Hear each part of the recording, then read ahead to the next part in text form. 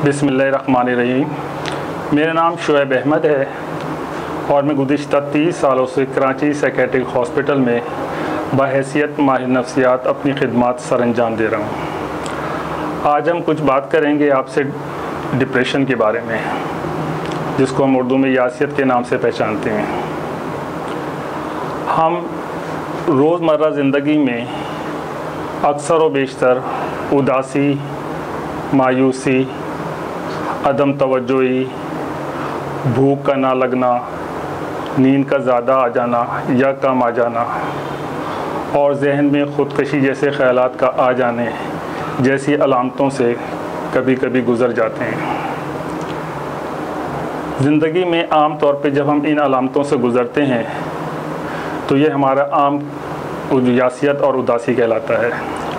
लेकिन जब हम इसको तशख़ीसी गाइडलाइन की नज़र में देखते हैं, अगर यही अलामतें 2 हफ्ते से ज़्यादा मुस्तकिल किसी शख्स के अंदर मौजूद हों तो ये यासियत की बीमारी कहलाती है।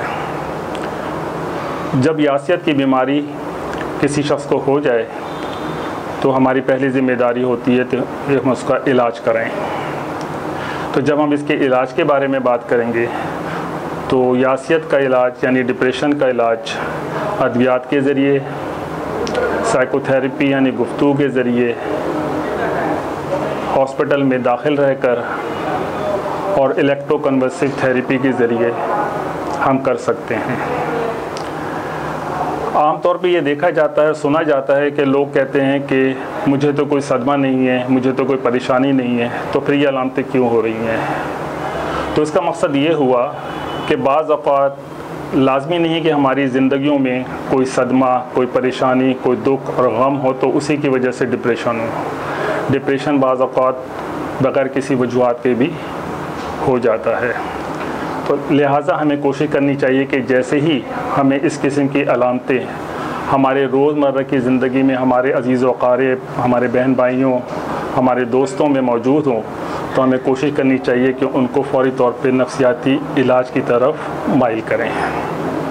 जब हम नफ्सियाती इलाज की तरफ माइल करने की बात करते हैं और सर्विसेज की बात करते हैं तो कराची साइकियाट्रिक हॉस्पिटल, जो कि गुज़िश्ता 50 साल से अपनी खिदमत सरअंजाम दे रहा है और वो इंटीग्रेटेड अप्रोच के ज़रिए, गुफ्तगू के ज़रिए इलाज, अद्वियात के ज़रिए इलाज, दाखिल करके इलाज और इलेक्ट्रोकन्वर्सिव थेरेपी का इलाज भी मुहैया कर रहा है। और ना ये कि वो सिर्फ इलाज मुहैया कर रहा है बल्कि इंतहाई कम कीमत में और कम फ़ीस के ज़रिए भी कराची जैसे बड़े कम्युनिटी के लोगों को अपनी सहूलियात ये फ़राहम कर रहा है।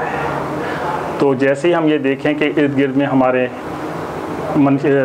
इस किस्म के लोग जो कि डिप्रेशन का शिकार हैं अगर हमें नज़र आते हैं तो हमारी फौरी कोशिश होनी चाहिए कि हम उसको इलाज की तरफ माइल कर दें ताकि वो अपनी एक आसूदगी के साथ अपनी ज़िंदगी गुजार सके। इधर मैं एक और भी बात कहता चलूँ कि हमारे आजकल के जो नौजवान तबका है वो बाज़ औक़ात जिनसी तफक्कुरात और जिनसी परेशानी और जिनसी उलझनों का शिकार हो जाता है। तो लिहाजा हमारी कोशिश होनी चाहिए कि अगर कोई नौजवान जिनसी उलझनों और जिनसी तफक्कुरात का शिकार है तो फ़ौरी तौर पे कराची साइकियाट्रिक हॉस्पिटल के जो मालिजीन हैं उनसे वो रुजू कर सकता है। आजकल एक चीज़ ये भी देखी जा रही है कि नौजवानों में एक ऑनलाइन गेम, जिसको हम PUBG के नाम से पहचानते हैं, वो खेलने का बहुत रुझान बढ़ गया है। इस गेम को खेलने के बाद ये देखा गया है कि नौजवान तबका जो है वो आम तौर पे अपने जो हम उम्र साथी होते हैं उनसे वो कटता चला जाता है और समाजी दूरी का शिकार हो जाता है। जब वो समाजी दूरी का शिकार हो जाता है तो उसका फोकस सिर्फ उस गेम को जीतने की लगन में लग जाता है। और अक्सर बेशतर ये भी देखा गया है कि वो लोग जो इस गेम में शिकस्त का शिकार होते हैं तो फिर वो अपने उन दोस्तों के पास दोबारा जाने से घबराते और डरते हैं और इस वजह से देखा गया है कि वो ख़ुदकशी जैसे अमल की तरफ माइल हो जाते हैं। और हाल ही में एक ऐसा वाक़या हुआ है कराची के अंदर। तो लिहाजा हम तमाम लोगों की ज़िम्मेदारी है as a profession, as a वालिदैन, एज़ ए स्टेट के लोग कि हम इर्द गिर्द में जब भी इस किस्म के किसी शख्स को देखें, इस किस्म के नौजवान को देखें तो उसको इलाज के लिए उसको किसी न किसी माहिर नफ्सियात की तरफ रेफ़र कर दें। बहुत बहुत शुक्रिया।